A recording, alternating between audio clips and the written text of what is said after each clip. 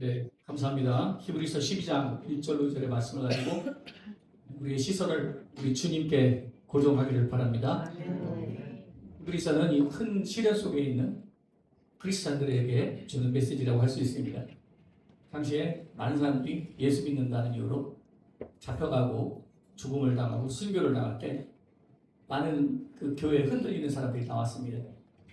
자, 이들에게 참된 믿음에 대해서 히브리서 기자는 얘기를 했고요. 믿음은 바라는 것들에 실상이 보지 못하는 것들의 증거니 믿음이 없이는 우리가 하나님을 기쁘시게 하지 못하나니 하나님께 나아가는 자는 반드시 그가 계신 것과 또한 그가 자기의 찾는자에게 상 주시님을 믿어야 할지니라.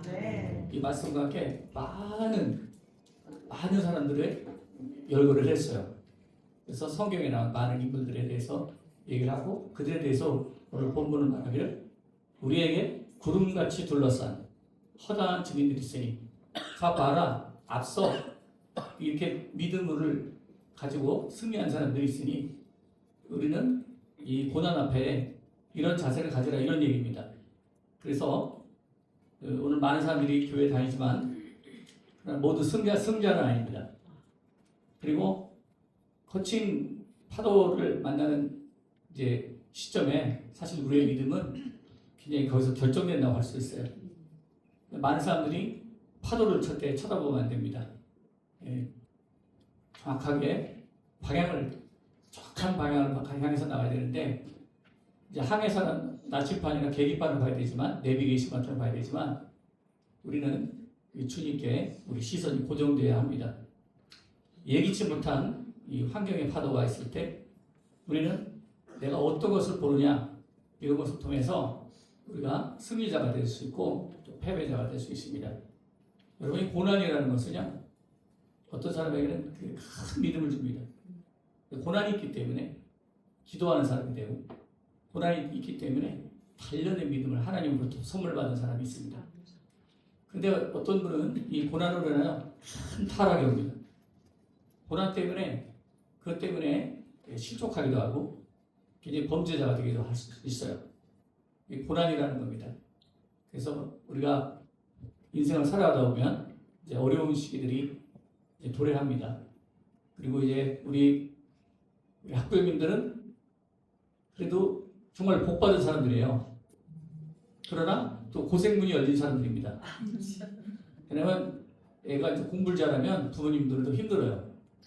그래도 이제 고향에 온 아이들이니까 이건 사실입니다. 제가 30년 이상 사역하면서 느낀 건데 그렇다고 해서 여러분 나 편하게 해서 우리의 공부 못했으면 좋겠다 라는 사람은 없을 거예요. 이렇게 여기 축복의 동산에 올 수 있다는 게 큰 축복이고 또 그런 자녀를 하나님께서 선물로 주셨다는 게 큰 축복입니다. 그래서 여러분 오늘 성경에 말한 것을 우리는 통해서 어떻게 우리가 고난을 대하고 그 다음에 믿음을 잘 지켜야 하는지 몇 가지를 살펴보고자 합니다. 첫째, 무거운 것을 던져버리라고 합니다. 무거운 것은 우리가 지금 무언가 던져버릴 게 있어야 됩니다. 그건 뭐냐면 장애물이라는 거예요. 우리가 주님을 만나려면 여러 가지 장애물이 있다는 것을 꼭 알고 있어야 됩니다. 우리가 던져버려야 될 것이 무엇인가를 생각해야 됩니다. 마가복음 10장에 보면 맹인 바리매오가 나옵니다. 근데 예수께서 그곳을 지나간다는 소식을 듣고 겉옷을 내어 던져버리고 다윗의 자손 예수여 나를 불쌍히 여기소서 그렇게 말했다고 그래요. 이 겉옷은 그의 생계수단입니다. 그리고 그의 그 추운 날 덮는 유일한 이유이자 그 다음에 그 당시 로마의 법에 의하면 그게 일종의 장애인증 같은 거예요. 자격증이 있어야 구걸도 허가받고 할 수 있는 거예요. 그래서 그런 제도가 있기 때문에 겉옷을 던져버린다는 것은 뭔가 그 큰 결단을 했다는 걸 보여줍니다. 이게 주님을 만날 때 이게 장애가 되는구나. 그리고 나를 얽매이게 하는 것. 그 다음에 나를 덮고 있는 그것을 딱 내려놓을 수 있었다는 겁니다. 그리고 얽매이기 쉬운 죄를 벗어 던지라 했습니다. 얽매이기 쉬운 죄는 역시 욕심이에요. 그래서 보면은 이제 자녀들이 잘하면은 이제 부모님도 같이 열심히 해야 됩니다. 운동을 잘하는 사람은 부모님도 고생하시잖아요. 뭐 김연아 선수, 손흥민 선수 부모님들이 편하게 끊겠다. 최고가 되기 위해서 아주 편하게 그냥 자식이 잘나서 아니합니다. 부모도 함께 노력했다는 거죠. 제가 이제 고향에 와서 설교하면서 느낀 것은 역시 우리 고향의 부모님도 축복과 함께 시련도 함께 받은 분이구나 생각을 합니다. 여러분 주님을 만날 때 걸림돌은 무엇일까요? 그게 마음에 들어오는 욕심, 우상입니다. 절대 우리 자녀들을 다른 아이들하고 비교하면 안 됩니다. 항상 이 자녀는 하나님께서 주신 선물로 보고 우리에게 주신 것이 무엇일까? 나에게 준 것이 무엇일까? 그걸 보고 가는 게 필요합니다. 그래서 고정된 시선이라는 것은 요약하자면 첫째, 사람을 보지 말아야 돼요. 두 번째는 환경을 보지 말아야 돼요. 그 다음에 이제 내가 사람 보는지 환경을 보는지를 자세히 분별해 보려면 내가 누구와 비교하는지를 잘 봐야 됩니다. 내 자식과 남의 자식과 굉장히 비교하기가 쉽고 그것 때문에 이 상담을 해드리다 보니까 분노하시는 분도 있더라고요. 자녀가 좀 부진할 때, 또 힘들 때 그런 순간이 있습니다. 그러나 어떤 순간이든지 우리가 주님께 눈을 떼지 않아야 능력을 얻을 수 있어요. 그게 비결입니다. 마태복음 14장에는 베드로가 무리를 걷는 장면이 나오거든요. 주님을 보고 있을 땐 걸었지만 물에 바람과 파도를 보는 순간 빠져버렸습니다. 그래서 우리가 능력이 떨어지는 이유는 환경을 볼 때입니다. 믿음이 떨어지는 이유, 사람을 볼 때. 환경과 사람을 보면 누구라도 실족할 수가 있습니다. 그래서 이제 이게 교회도 보니까는 여러 가지 스타일로 요즘에는 말씀들을 올리는데 가장 제가 유심히 보는 거는 이 비판적인 것에 대해서 굉장히 조회수가 많아요.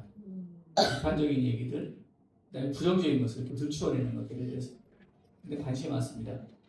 그러나 여러분 성령이 진짜 함께 하시면 그런데 별로 관심이 없습니다. 오직 그냥 주님만 보고 가겠다는 생각에 붙들리기 때문이에요. 그래서 능력이 찾아오는 이유는 주님께 고정할 때입니다. 그래서 우리에게 구름같이 둘러싼 허다한 증인들이 있으니 모든 무거운 것과 얽매이기 쉬운 죄를 벗어버리고 오직 믿음의 주요 우리를 온전케 하시는 예수를 바라보라. 이렇게 오늘 말씀하신 것은 그것이 방법이기 때문에 그렇습니다. 이 승리자의 자리에까지 가려면 고난과 시련을 반드시 극복하고 이기는 과정이 필요합니다. 이 3년의 여정을 시작하신 하나님께서 여러분들에게도 여러 가지 고난도 있고 또 문제도 많이 있죠. 그 모든 문제를 주님의 능력을 받아서 돌파하고 파도를 극복하고 멋진 승리자가 되기를 바랍니다. 저는 그 시련에 대해서 많은 감사를 드려요. 지금 이 고난과 시련이 없으면 이 죄정도 타락하는 거더라고요. 이 고난이 있을 때는 굉장히 힘들었습니다.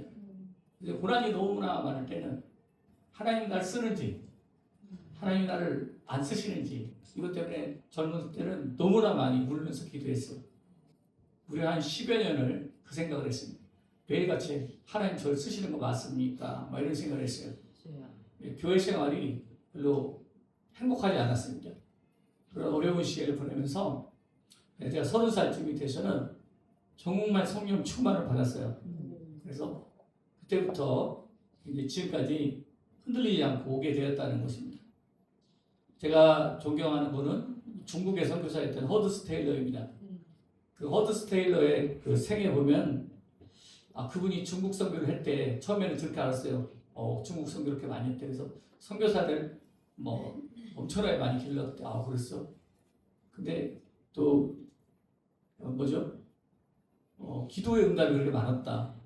하나님만 봤다. 이런 얘기 들었는데 다른 얘기를 한번 들어본 적이 있는데요. 제가 그래서 읽었는데 가장 가슴 아픈 그 일을 만납니다. 중국 선교를 하던 중에 사랑하는 아내 마리아가 죽음을 당합니다. 그 다음에 자녀가 4명이 죽었어요. 그레이스, 딸, 사무엘, 노엘, 그리고 갓 태어난 갓난아기와 함께 그래서 4 자녀와 아내를 차가운 그 중국 땅에 묻는 아픔이 찾아오게 됩니다. 그래서 그 당시 1870년에 자녀 4명과 사모를 이뤘을 때 인간적으로 보면 사역은커녕 정신을 정말 차리고 살기가 힘들 정도의 큰 인생의 최대의 시련을 맞이하게 되었다라는 글을 제가 봤는데 그 글을 읽으면서 제가 궁금하게 정말 봤어요. 어떻게 이분은 이걸 어떻게 이겨냈나 굉장히 봤습니다. 왜냐하면 저도 작년에 4월 11일 날 우리 아들이 27살로 또 아버지 품에 갔어요. 그래서 사실 하나님께서 범사에 감사하라 했는데 감사가 안 나오더라고요. 너무너무 충격이었고 그리고 전날 밤까지 저랑 카톡했어요.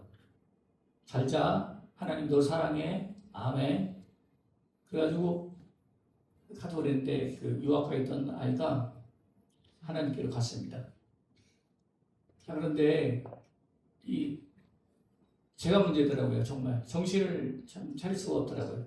어떻게 강단에 설 수 있을까? 어떻게 내가 그동안 시련에 대해서 이기라고 했는데 나는 어떻게 이길 수 있을까?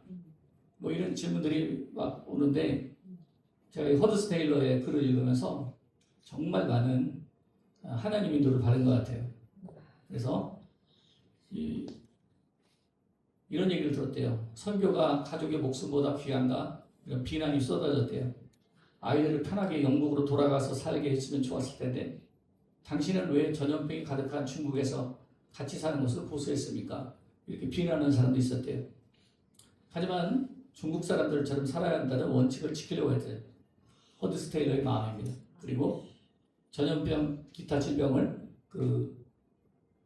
이겨내지 못하고 아이와 아내가 세상을 떠나게 됩니다.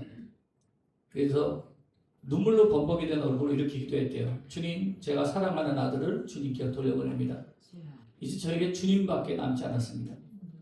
그러나 주님 한 분만으로 충분합니다. 하나님을 향해서 부르짖고 또 하나님께서 이렇게 주시는 말씀 요한복음 15장 내가 너 안에 거하고 내가 내 말씀이 너 안에 거할 때 무엇이든지 원하는 그대로 구하라. 그리고 너는 포도나무 가지니 내게 붙어 있어라. 그 후로부터 그 말씀을 받고 힘을 얻어서 주님께 오직 고정된 시선으로 이 어려움을 이기게 되고 그 이후에도 무려 35년을 더 사역을 했다고 해요.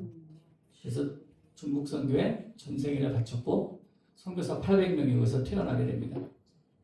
여러분 저는 그러합니다. 하나님이 누구든지 쓰는 사람이라면 시련과 고난이 마땅히 있다고 생각합니다. 시련과 고난은 굉장히 슬픈 거지만 만났을 때는 슬퍼 보이고 힘들어 보이지만 그러나 그것 때문에 믿음이 생길 수 있어요. 그리고 전적으로 기도하는 사람이 될 수 있습니다. 그리고 모든 무거운 것, 자기를 무겁게 했던 욕심으로 얽혔던 어떤 죄들을 던져버릴 수 있는 그러한 놀라운 축복이 옵니다. 그래서 여러분 이 시련과 고난이 있다는 것을 우리를 생각할 때 잘 생각해 봐야 됩니다. 저도 역시 2번 작전 기도를 해야 했었어요. 저 때문에. 다른 게 아니라 내 마음이 중요했기 때문에. 그래서 90일 정도 처음 했고 또 다시 30일 이어서 했습니다만 하나님이 이제 주신 말씀이 저는 나에게 꼭 필요한 시련이었대요. 너에게 꼭 필요한 시련이기 때문에 이 시기에 너에게 꼭 필요한 시련이니까 내가 그거 허락한 것이다. 이 말을 듣고 나니까 진짜 그다음부터는 정말 감사하게 됐어요.